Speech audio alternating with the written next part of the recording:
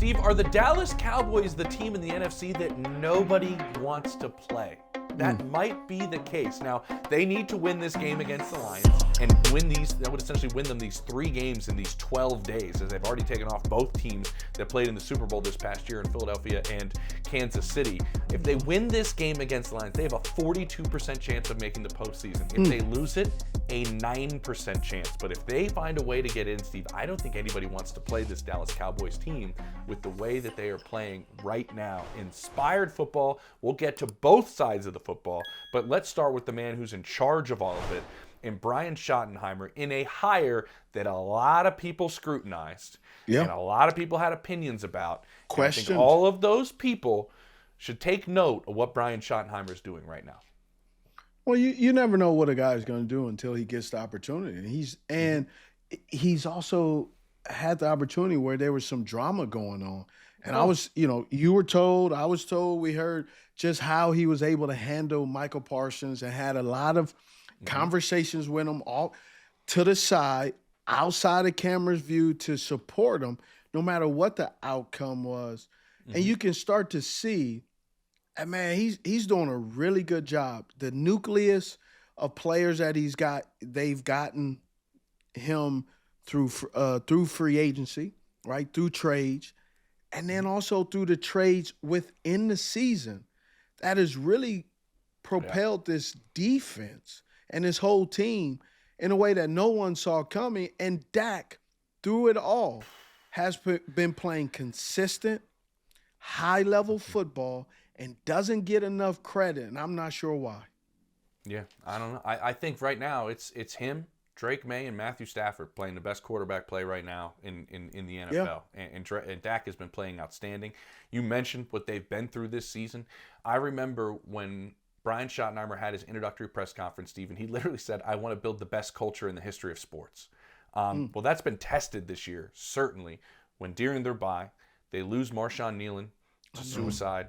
And what I have been told by people inside that building, Steve, is I don't think we could have had a better head coach in place to help our team get through this. I don't think we could have had a better player than Dak Prescott in our building to help us get through this. Remember, he usually writes on his tape, on his wrist, asks for help. Obviously, suicide has touched him personally, Solomon Thomas as well. And so what Schottenheimer and this group have been able to do to get through something that really nobody should ever go through during their playing career, and find a way to galvanize this team and play the way they're playing and the inspired football that they're playing. He is a relationship builder, 1, and he's great at it. But 2, we haven't seen him call plays since 2020, Steve. And he is playing really good football with this offense and Dak Prescott and the weapons that they have. Now, I understand there's a lot of talent there, but I've seen this evolve as the season's gone on with the way Schottenheimer's working it. George Pickens, and you can ask anybody in Dallas, he's outplaying CeeDee Lamb right now. And CeeDee Lamb is one of the best receivers in football. But now they've kind of evolved how George is being used, I'm told. Look, he's moving around more. That Philly game a couple weeks ago, we thought it's going to be Quinyon Mitchell versus George Pickens on the boundary, nonstop. That didn't really happen because they moved George around. And CeeDee's always been moving around. So now CeeDee's always moving around. He's a movement receiver, right? Yep. I mean, and he was also, CeeDee's had a tough outing last couple of games. Obviously, a couple of games ago when he had all those drops. But no matter if a wide receiver has drops or not, the DBs still have to understand, and they do realize, in case he actually catches this one, you still got to cover him. But George Pickens and what he's been able to do and how he's been able to do it has been pretty impressive. He's been primarily at the X position and not really moving around. And all of a sudden they start moving him around and they get some mismatches that they normally aren't really used to because he's just been staying on one side of the field. And that was the difference against the Philadelphia Eagles, where he had the opportunity to really to go against some guys of lesser talent than him, because George Pickens is one of the most creative route runner, and the way he runs his routes, if you watch him, you think he's jogging, but he's not. He's just a galloper. He's a long stride guy. He's very sneaky on his releases. He loves to really kind of play like a basketball player a little bit when he gets his release. But once he gets the ball in there, he's trying to grab a rebound. He high points the ball every single chance. No ball is uncatchable outside of his shoulder range, whether it's over the shoulder, down low, just playing really, really good football. And CeeDee Lamb is not the main focal point, but don't get it twisted. CeeDee Lamb will get his. He will be back to where the CeeDee Lamb that we know. But having both of those guys be able to run different routes, put them in stack position. Now teams may be matched up or want to play like the Lions want to play man-to-man coverage, where the Lions play a ton of man-to-man coverage. I'm not sure why, but they play a lot of man-to-man coverage. Well, now you all of a sudden, if you got George Pickens and CeeDee Lamb right there in a stack, that's automatic. Back off and allow these guys to have free access, but not free access off the jump. It's just about 3 yards, 2.5 yards off, just to get them going so you can kind of ride them. But that's still not going to help because these guys know how to have great releases. So it's really problematic for the defense. You're talking about the Detroit Lions, who really had a tough time covering people, really did not do a really good job of taking care of their luggage out in the secondary. And I don't imagine that this is, with this talented Dallas Cowboys offense and the way Dak Prescott is surgical back there when you give him time, that the outcome is going to be well for the Detroit Lions. Yeah, it's going to be tough. And you've seen one of the things I wanted to ask you about this as a receiver. Pickens' ability on these in-breaking stuff, all this in-breaking route stuff. Crazy. Why is he so borderline unguardable, Steve? Or why is he so good at those type of routes? Well, one thing that he does really well is when he gets going, you can't really ever tell when he's going to break down because he does it in such a rhythm that he hits you and then he goes and all of a sudden Dak is on time. So by the time you figure it out where you go, oh, ball's there. Yeah. And then he can scamper away from you too as well. So it just really becomes trouble when you're trying to cover him. Yeah, it really is. And the other thing is, nobody's drawn more pass interference calls this season than CeeDee Lamb. Nobody's drawn more pass interference calls as a team than the Dallas Cowboys. People are grabbing, trying to figure out what they can do to guard these guys. And they are. And at the same time, you have Javvante Williams, who they picked up off the street out of Denver, having a career year running the football. And they are starting to Think they can use him in Denver right now? Oh, my God, right? Man, if that team had a run game, J.K. Dobbins, big loss. But now you've seen the way that Schotty has now increased the play action game. I think I call him Schotty, right? The way he's increased the play action game with Dak, something they weren't using maybe as much in the beginning of the season, but now you got to respect the way Javvante Williams is running the football. He's running it brilliantly on first down. He's got the second most carries in the NFL on first down.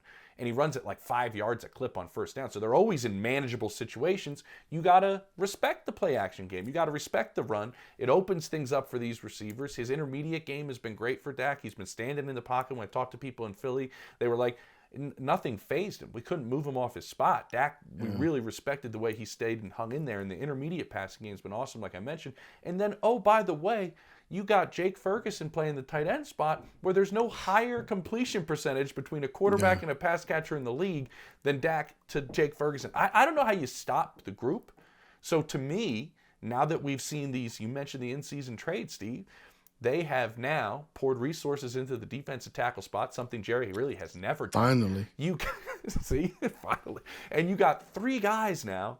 They don't all play at the same time, but in Kenny Clark and Osa Odigizua, and Quinnen Williams comes over in the trade. Yep.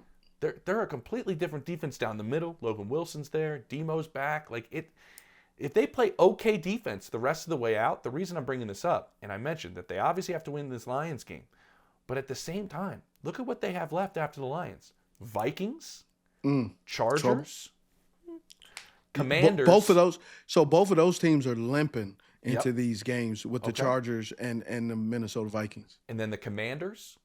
And then the Giants. They can get into the postseason, Steve. And this is a dangerous Cowboys team, right? It's going to be interesting. What I am fascinated about is what happens with George Pickens after this season. You can't let him go. Jerry does not let stars leave. Well, I never thought that No, until Micah left. But you can't let him go, right? But you got to ask yourself, right? If you're George Pickens, kind of like the T. Higgins situation, you know, your value on another team and staying with the current team and knowing that you may have to take a little bit less of a salary, but they're giving out these checks, receiver contracts. These receiver contracts that he's like, man, bump a discount. Yeah, no way. You know who his agent is? Same as Micah's. Yeah. So we know what the negotiation will be like. He's not taking no pay cut. No, he's not taking a pay cut. What could happen, and I'm curious if it does, and how he would take it is they could tag him. They could tag George. I don't think he'd like that very much. I wouldn't if I was him. I wouldn't like it if I was him. Well, it's gonna be tough unless you can get some guys to go ahead and take some salary adjustments. You know, Quentin Williams, his contract from the Jets, that's not small potatoes. No, it's not. Now, you did save. I just want to preface this.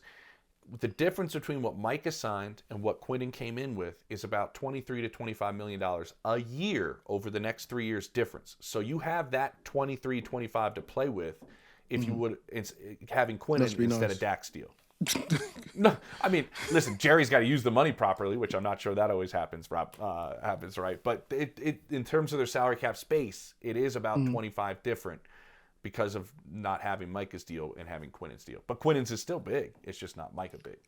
Yeah, but it's still gonna hit you. And then Logan Wilson, you know what his contract is going to look like. Does he get a pay increase because he's had such a huge impact? And then Diggs. Do they keep Diggs? What is he? You know, he's not available. That's a great point. He's a little bit against what they do. He likes to risk a lot of things, which ends up giving up a lot of plays, and they don't really want that. And Blaine is playing lights out since he's kind of come on the scene a couple of years ago. So they have some good problems to have, but they have to replace them and make some tough decisions. Yeah. But then also sign some players that does not mess up the cohesiveness of what they have going and where they can move forward. Yeah, I think that's a big part of that. That Revel kid has been playing pretty well at the corner spot, so maybe they can make him get younger. Diggs, I don't know, but it's gonna be fascinating to see what happens with Dallas moving forward, because that's why I brought up the Pickens thing. I'm looking at this not just if they get into the postseason. I don't think anybody wants to play them. The offense is as good as anybody in football, and the defense has gotten better, and they're better in the middle for sure. But next year into 26, if they can keep this group together, like, whew, I mean, I'm interested to see what Dallas can do. Yeah, that's good.